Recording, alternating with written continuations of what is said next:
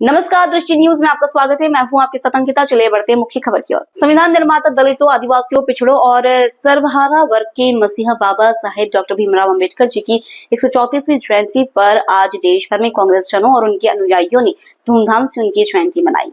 प्रदेश कांग्रेस अध्यक्ष जीतू पटवारी ने महू में बाबा साहेब की जन्मस्थली पर, वहीं कांग्रेस जनों ने प्रदेश कांग्रेस मुख्यालय सहित सभी जिला मुख्यालयों पर बाबा साहेब की जयंती पर उनकी प्रतिमा एवं चित्र पर माल्यार्पण एवं पुष्प अर्पित कर उनका पुण्य स्मरण किया एवं उनके संघर्षमयी जीवन पर संक्षिप्त प्रकाश डाला।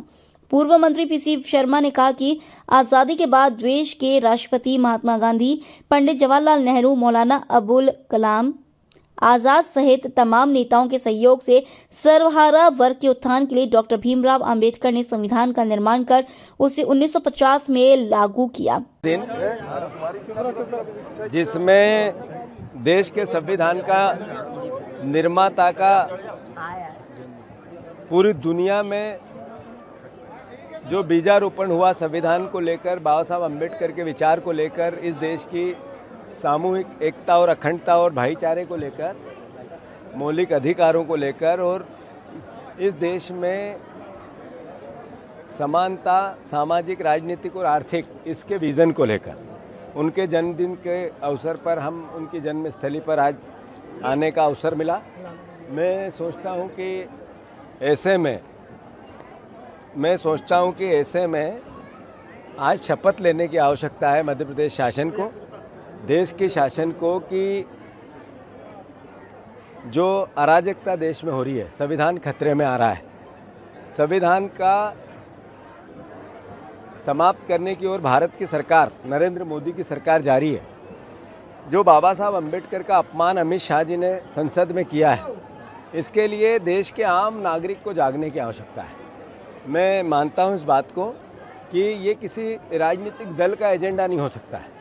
ये बाबा साहब अम्बेडकर का सम्मान और संविधान की रक्षा एक देशभक्त नागरिक की भावना के अनुरूप होना चाहिए। संविधान बचेगा तभी देश बचेगा।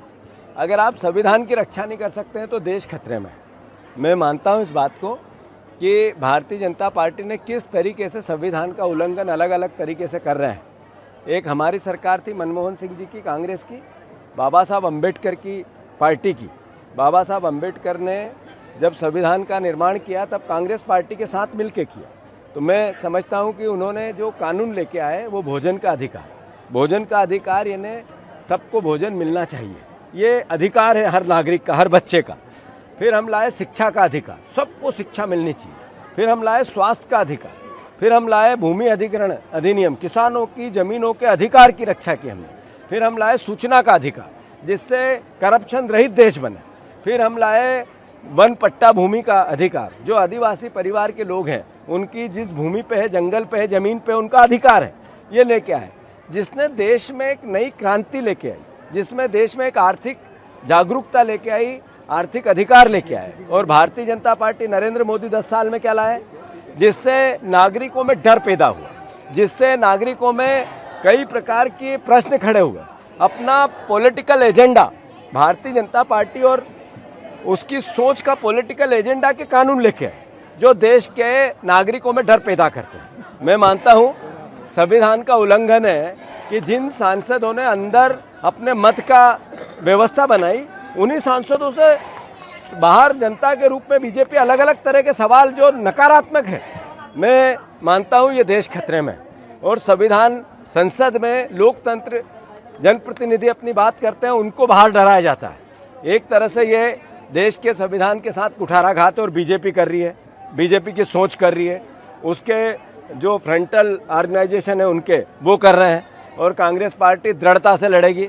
हम शपथ लेते हैं बाबा साहब अम्बेडकर के इस पवित्र स्थान पर संविधान की रक्षा के लिए अंतिम बूंद तक अपना न्यौछावर करना पड़े, अपनी जान भी देनी पड़े। तो जैसे हमारे महापुरुषों ने देश की आज़ादी में दिया था, वैसे ही कांग्रेस पार्टी का एक एक कार्यकर्ता, देशभक्त नागरिक, इस देश का एक एक साथी जो संविधान से, बाबा साहब अम्बेडकर से प्यार करता है, फिर अपनी जान देने के लिए तैयार है। जीतू भाई, अमित शाह भोपाल में